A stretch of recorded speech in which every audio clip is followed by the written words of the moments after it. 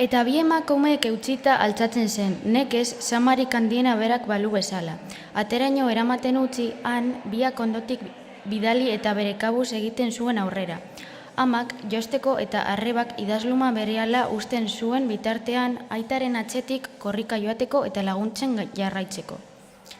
Lanez leher gaizto egindako familia hartan nork zuen astirik ezinbestekoa zena baino gehiago arduratzeko Gregorrez? Etxeko aurrekontua ari gehiago murriztu zen, neskamea kalera bidali zuten. Ile zuria buru inguruan dantzan zuen garbitzaile ezurtzu erraldoi bat etortzen zen goizetan eta arratsaldetan, lanik astunena egiteko. Josteko lan ugaria ezezik beste guztiak ere amaren gainean zijoan. Are gehiago, familiaren hainbat bitxi amak eta arrebak irteretan eta ospakizunetan pozarren jasten zituztenak. Zenbatean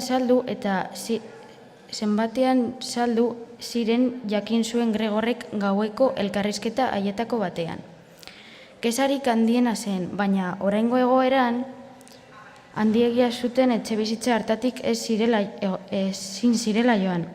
Ez baitzegoen Gregor lekuz aldatzeko modurik, baina Gregorrek argi ikusi zuen familia etxez aldatzeko oztopo nagusia ez zela berarekiko begirunea soilik. Errez garraiatu ahal izango zuten aire zulo pare bateko egindako kutxa batean, baizik eta erabateko etzipena, eta senide eta ezagun bakar bati ez bezalako zoritzarra egokitu izanaren pentsamendua. Azken muturreraino betetzen zuen munduak jende pobreari eskatzen diona.